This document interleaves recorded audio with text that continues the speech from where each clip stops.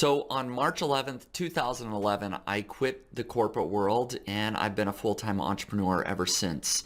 At the time, I was a business banker for Wells Fargo Bank, and I had been in the corporate world for about 8 years after I had graduated from college. But now I wanted to record just talking about being a full-time entrepreneur for 10 years. I'm celebrating my 10-year anniversary of quitting my job and working for myself now. I'll be honest, quitting my job was really scary. I remember walking into my boss's office and telling her, hey, I've been building up these little niche websites on the side and they've grown to a full-time income and I'm ready to quit.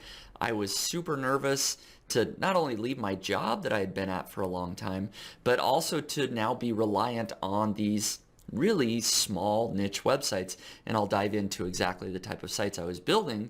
But it made me nervous, but I was so excited to finally be making more money than my day job. I had saved up a good 6-month buffer in savings. I got the green light from my wife and I pulled the trigger. And it's now been 10 years and I can say that it is one of the best decisions by far that I've ever made in my life. Not only just financially, it's been very rewarding, but also just having the autonomy and the ability to work on things that I want to work on and just have that freedom of schedule and so many other things that come with being an entrepreneur. So I actually built my first website in 2005. I started a little personal finance blog, and it was not a big success by any means. I did make my first dollar online with that website, and it kind of taught me a few things in terms of content and how to connect with people, but I wasn't consistent. I didn't really know what I was doing, and SEO and ranking in Google was a total mystery to me. And so that first blog, I kind of abandoned it, to be honest, because I just didn't know what I was doing. It was super competitive. And so I tried everything else. I tried building a small little information product. I tried buying traffic and doing Adsense arbitrage. And I tried, building an email list, buying traffic to get on an email list and trying to sell them things. I even started my own cash back service where people would sign up and buy products through my affiliate links, right? And I'd pay them cash back. And that didn't really work. I made some money, but it didn't really work overall. But it was really late 2008, early 2009 when I decided, you know what?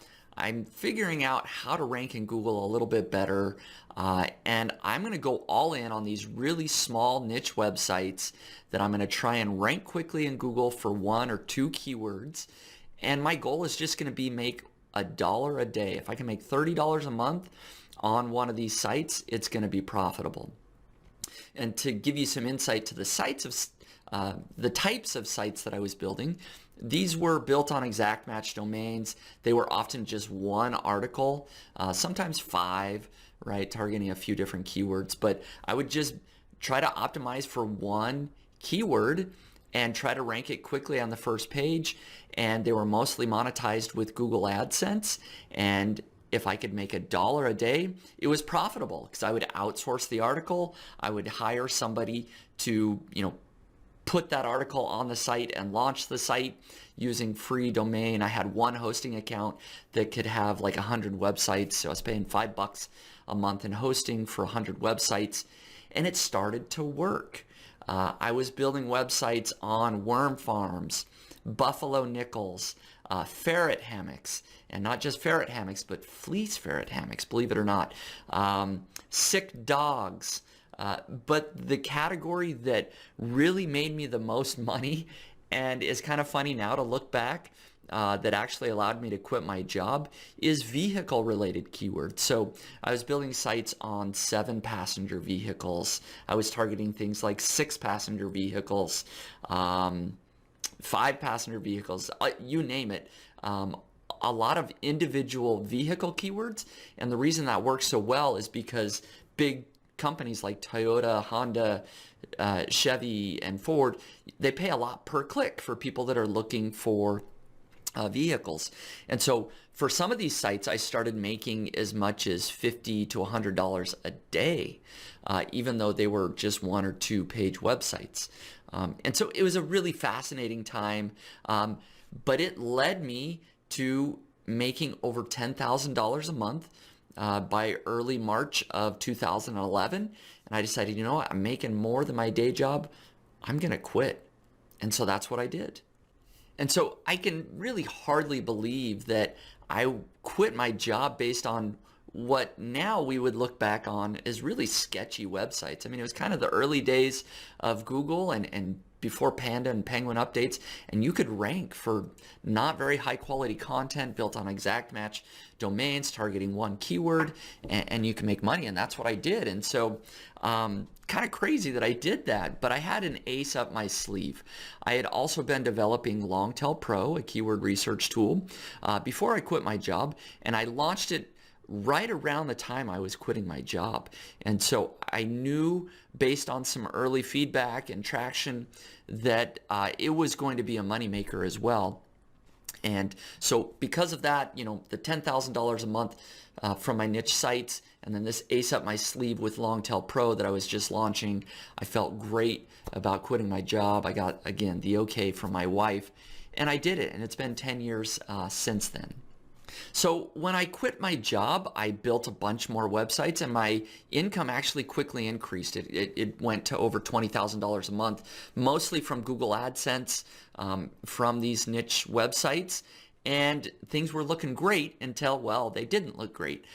Google Panda and Penguin came out, and I got my Google AdSense account shut down completely. I wrote a huge article back in the day. Devastating, you know, over $10,000 a month, close to $20,000 a month, just gone, right? I got a new Google AdSense account. I won't go into that now, but I got a new Google AdSense account. I was able to rebuild a big portion of that niche site income back to about $10,000 a month.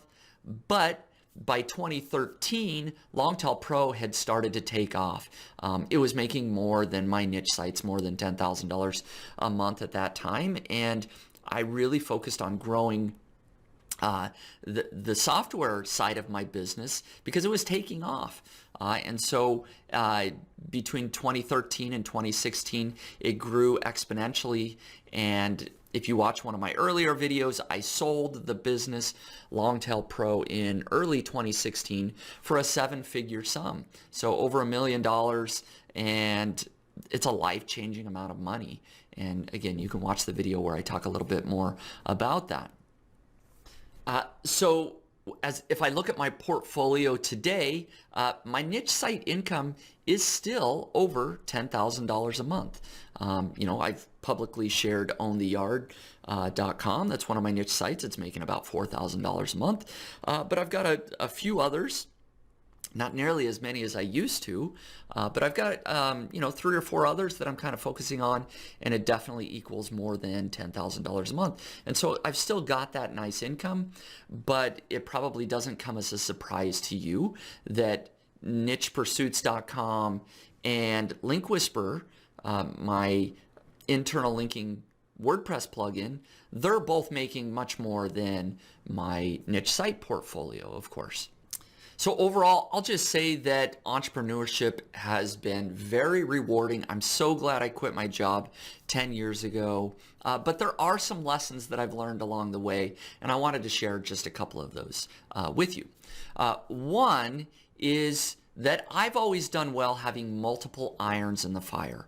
So I've always had a couple of different projects that I'm trying to grow the income to. So, you know, first is my niche site portfolio. I kind of call that one project, even though it made up multiple sites, right? So that was a steady source of income.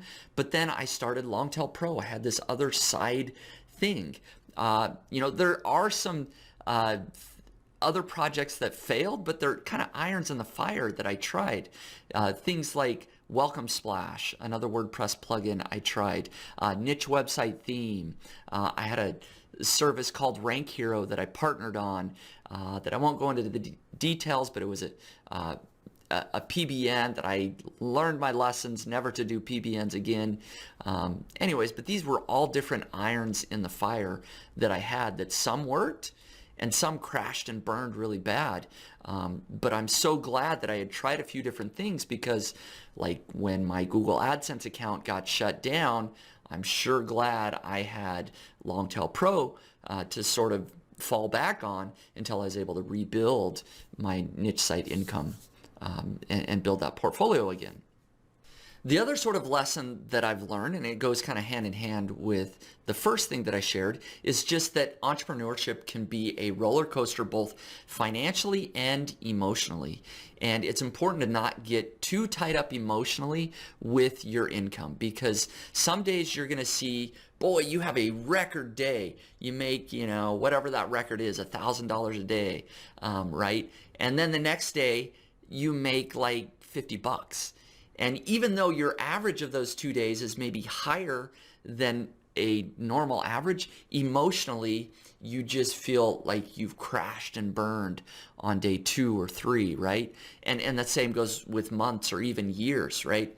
And so not to get overly emotionally tied to the financial day-to-day fluctuations of your business. And that's something that I'm still learning, but it's important to realize if you're looking at quitting your job, it's the same with everyone. Some days are going to be great. Some days are not going to be so great, but to keep plugging along and trying to make progress over the long term to build a real solid business. Now, other lessons that I've learned and questions that I've been asked over the years: if I were to start over today, would I go back to building small little niche websites?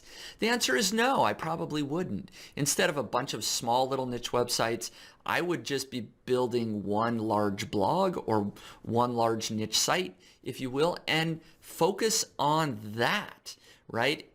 It is so much more important to build high quality content, get quality links, to rank better in Google with one site, and it's so time consuming to focus on one or maybe 2 sites that you can't be out there building 5, 10, 20. Feasibly, I wouldn't do that. I would focus on 1 or maybe 2 niche sites or blogs.